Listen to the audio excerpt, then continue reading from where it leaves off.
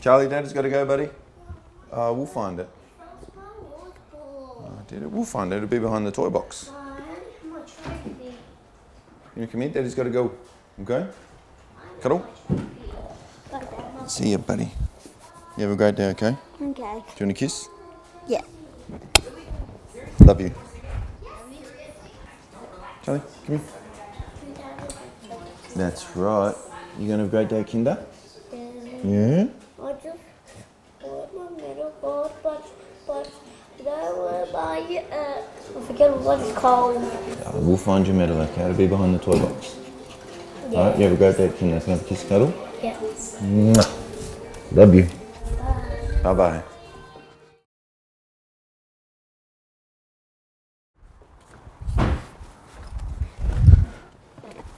Really looking forward to pre-season. I am pretty excited to get back. The first day is always mixed emotions, very excited, quite nervous because the first week there's always the testing, and you want to do well. You want to do well for yourself, you want to do well for your teammates, you don't want to let them down. There's huge competition for spots, and I'm no spring chicken anymore, so hopefully the body, I'd love it to get through every game and be able to play every game, but the reality is when I play high game time.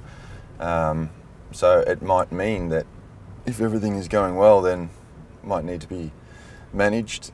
But I want to be there. I want to be a part of it. I want to help shape the future of the club out on the field, and hopefully that's in the AFL. But I think wherever it is, if it's AFL, VFL, or if in the rehab group, there's an opportunity to have an influence on the people around you.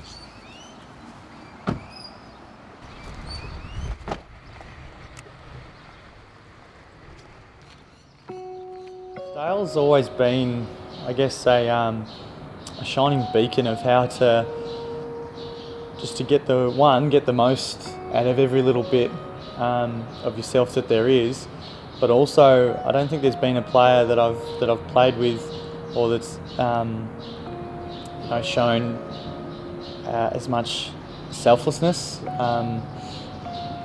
Whether it's as a teammate on the field, how he risks his body and what he puts himself through, but even during the week and stuff, he's always acting to make it a better experience for someone else or to help people out. Here's the thing, he's a symbol for all of the things that don't take talent, which that's the goal. That's what is most revered inside football clubs. It's the courage, the preparation, the sheer will to compete, but also he's highly skilled. So I think it gets a little bit unfair sometimes. Oh, he's not naturally gifted. It's like, no, he is. And I would have this argument with Dale that he is highly skilled. That he's not a flashy player, but he's lightning quick. His body positioning is as good as there's ever been. He's a damn good player.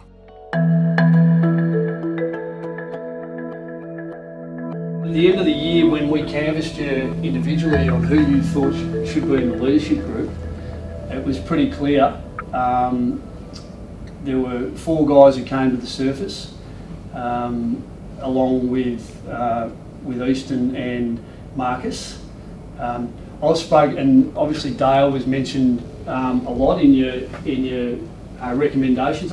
Moz and I have had a conversation, and Moz is going to come out of the leadership group, right? Largely to let this different demographic of leaders forge your own identity. Not that Dale will get in the way of that, but it's in a sense of freedom. He's a sounding board for you too, as an experienced player and former leader of the football club. But there were 6 obviously clear recommendations, and 4 who will join Marcus and Easton. Every pre-season you come in with high hopes, high expectations, hoping to be bigger, faster, stronger, come into round 1 and improve on next year and be fit and ready to go. But it can change pretty quick. The career of Western Bulldogs veteran Dale Morris could be over after the Premiership defender partially tore his ACL at training. A serious knee injury to key defender Dale Morris is a significant setback. The Dogs say his ACL tear will take 12 weeks, but at age 35, there's questions if he'll play again. So it was February, JLT was just around the corner. Dale had had a fantastic pre-season campaign. It was during a training drill that he'd probably done 1,000 times. It was a simple change of direction and Dale felt a pop in his knee. So he came over and told me. We took him inside and assessed him, and on doing the test that we do to check the ACL, it just didn't feel right. To hear those 3 letters, the ACL, it was just gut-wrenching. You lie down, I was lying down on this bed and Youngie said those 3 letters and my head went back and I just said, kidding me. He rang me and he said, look, I've got good news and bad news. He said, the good news is I don't need an operation. And I went, oh, thank God. And he said, the bad news is that I've done my ACL. I think it was like 2 seconds later, he said to me, it's only partial, but all I heard was ACL. Zimmer was there for reassurance, going, Moz, we can do this. It's been done before. You know, it's pretty crappy. The ACL, you never want to hurt that, but you know, we can get you back. Right, Moz, Sauce and I have put your plan together. I'll take you through the next 12 weeks.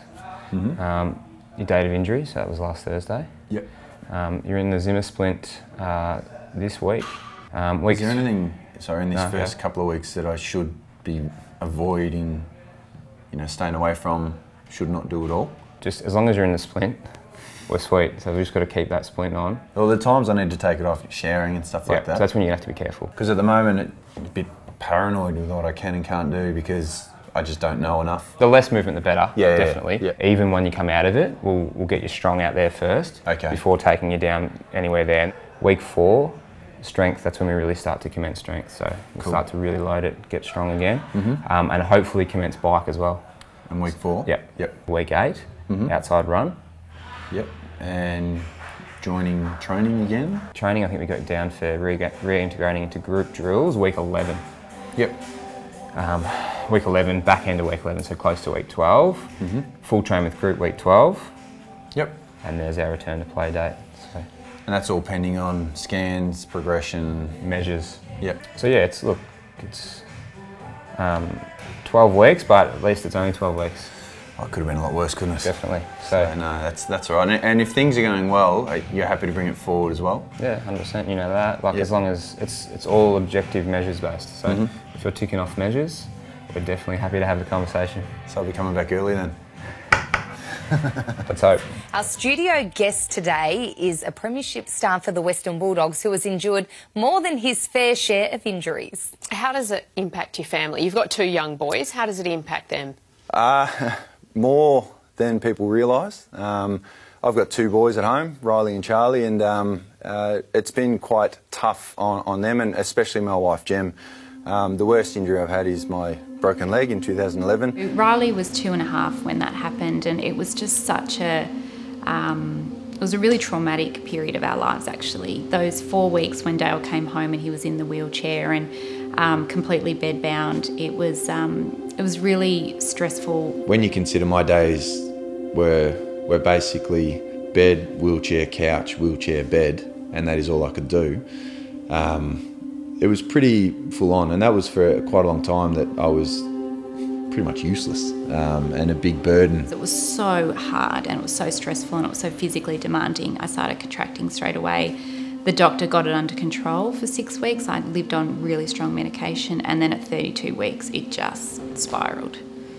I knew it was because of me, even though she would try and convince me otherwise. It was quite clear that this was brought about through stress and probably putting her through too much. And if anything had have happened, I probably would never forgive myself. I was a midwife. It probably did. I know what stress and pressure can do during a pregnancy, but I mean, it is what it is. That's how I see it. You know, we couldn't help that.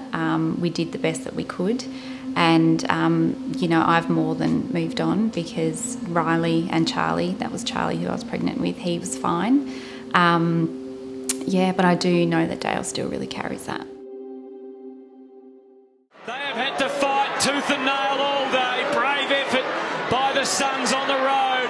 But the Bulldogs have got their first ever win in Ballarat for premiership points. Oh, they had to work so hard, but they've got there, and their season is back on track. Beautiful. Stand back up for me. So Shannon, we'll weigh him first, as normal, and then we'll do the... The 6 standards. Yeah, the stabilisation, where he doesn't have to... So the max either side and then the 2 stabilisations? Yep. Yeah. I'm close to returning, so it's all about ticking the boxes at this point in time. We're down here with a bit of jump and land with the sensors to see the difference between the left and the right leg, the angles of the knees when I'm jumping, when I'm landing, and there's all these boxes that we do need to tick and to make sure that we are covering all bases, so then when I do return to train, we know we've done everything we can possibly to prepare me for that time. Which one are we going first? Nah, left is fine. On in 3, 2, 1, go. Hold, hold. Nice, Moz. Yep, right. I said nice. That's stop.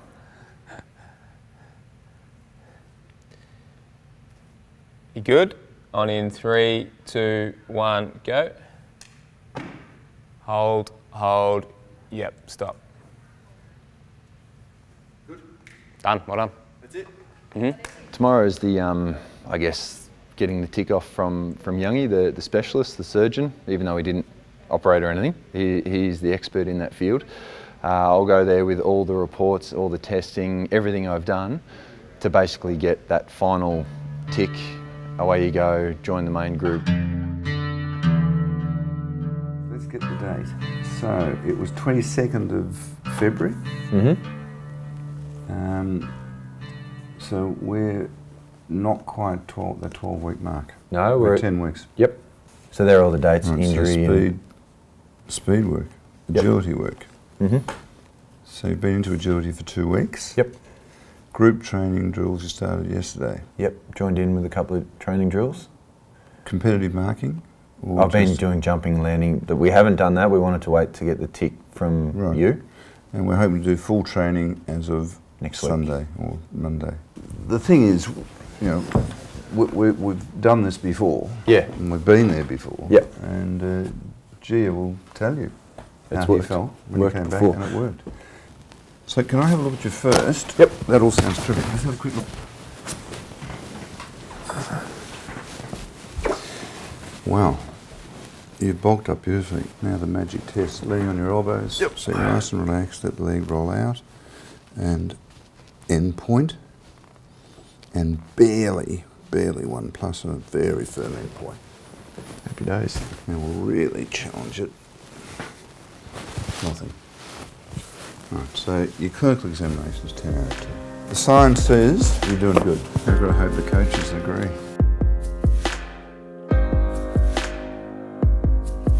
It felt really nice to come back through the VFL playing against Werribee. It had a nice touch to it. But yeah, I was more nervous about that game than not as nervous as the first game, but I can't remember another game where I was that nervous because there was so many unknowns with what could potentially happen.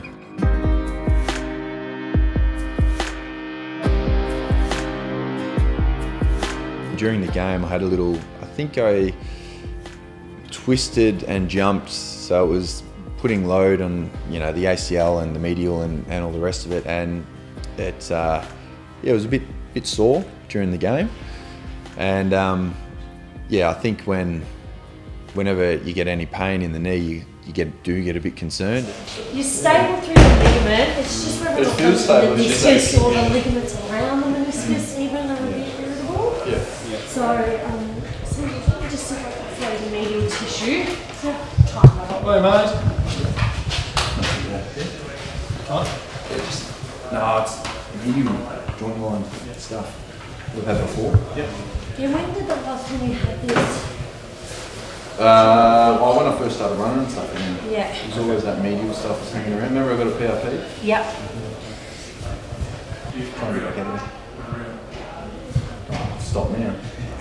Yeah, my time's not cool. No. Boys out on it.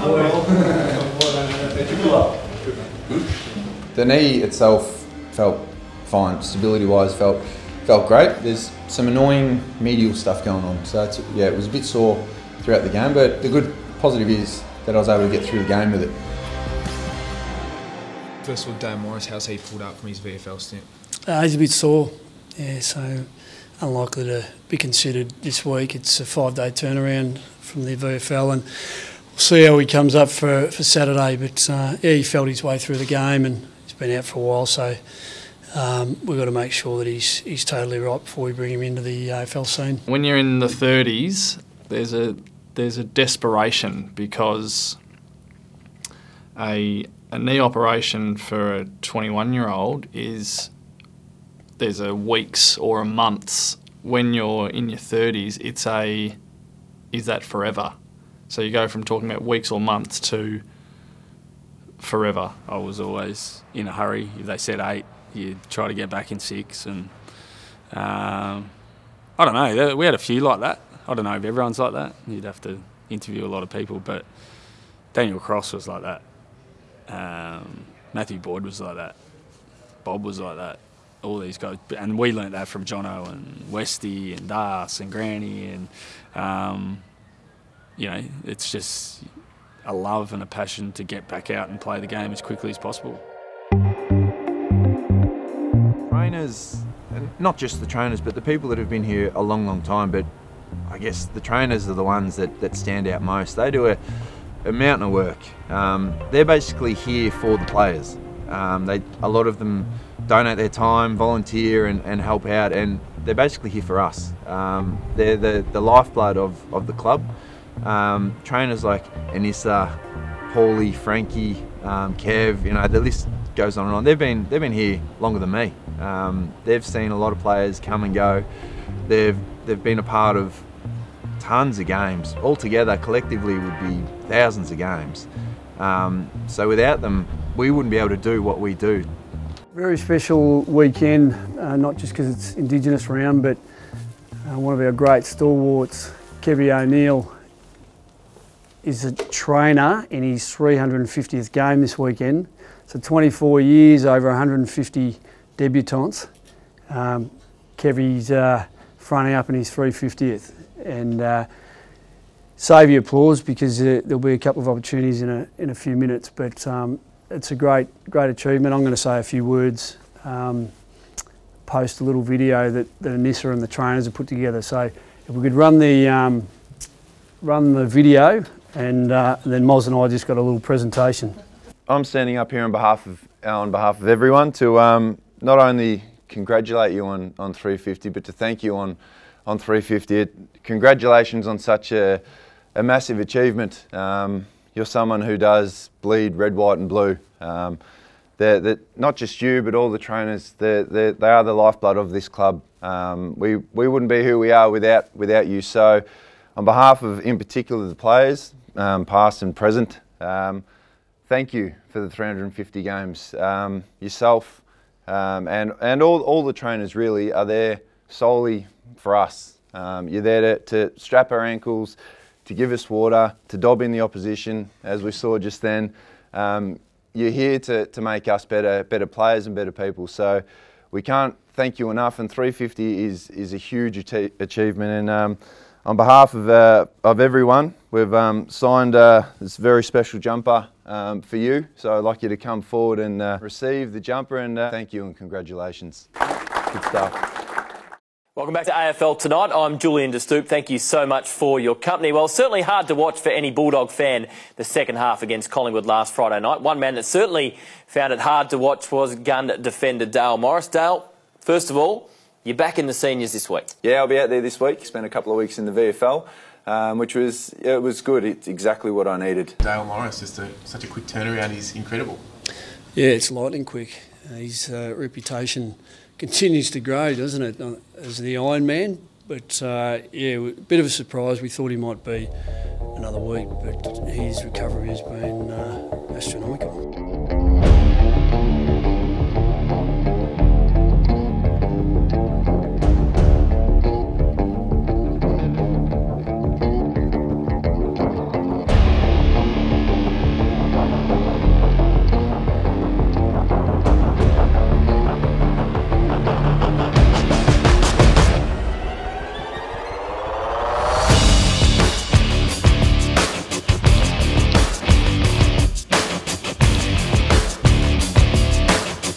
Build up, everything, the warm up, the crowd, everything, you can really feel it building. The way I get over that is I really look forward to that first contest and just, giving it everything you've got, and then from there the game just rolls on.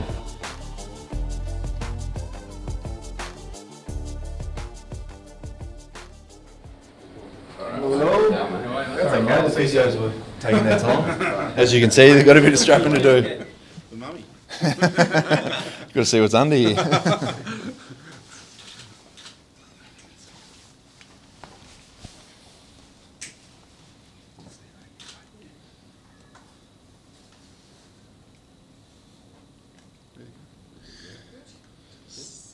So I guess the 250 milestone and the oldest man to ever reach it. How does that sit with you? Yeah, Jacko McRae was quick to tell me that I'm the oldest person to reach the 250 milestone. Just gives his absolute all. He just, no matter if he's injured or he's just out, he'll just keep going, keep trying. He's our general, he's just there for everyone, and he's just such a team player and for our club.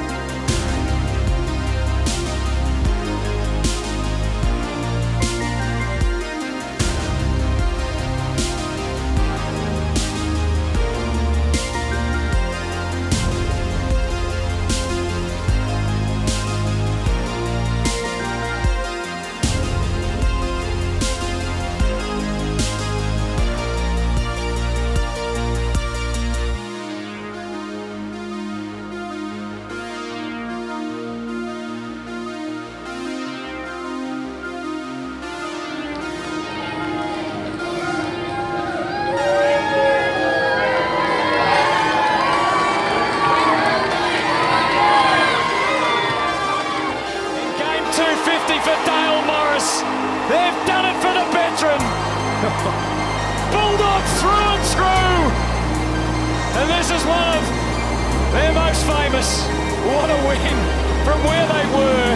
They can celebrate with Dale Morris.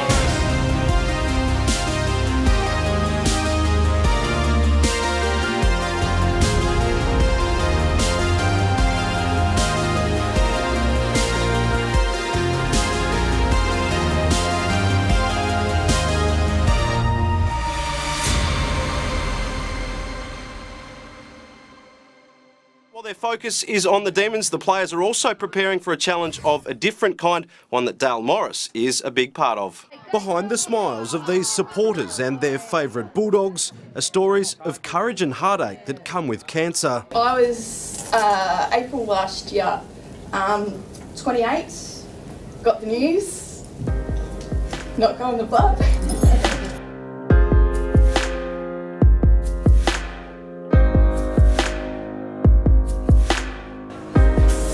How long until we're on stage? Oh, 3 minutes. Right. Have you got the order there? Yep. Beautiful.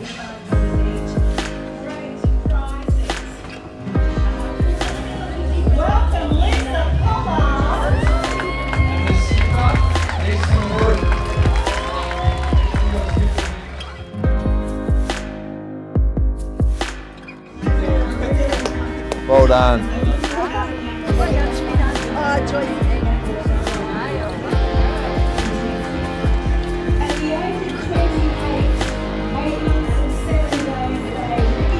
There we go. Yeah. I've got ya. We'll be sweet. Okay. We going? Next wonderful couple. Let's do it. Annette Lloyd. Back again. And then Dale Morris.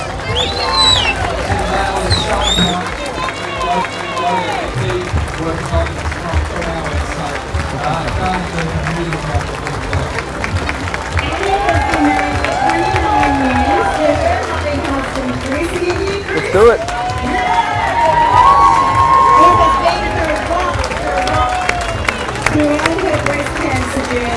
You want to do it? She has two beautiful children, Bethany and A little dance. Nice one.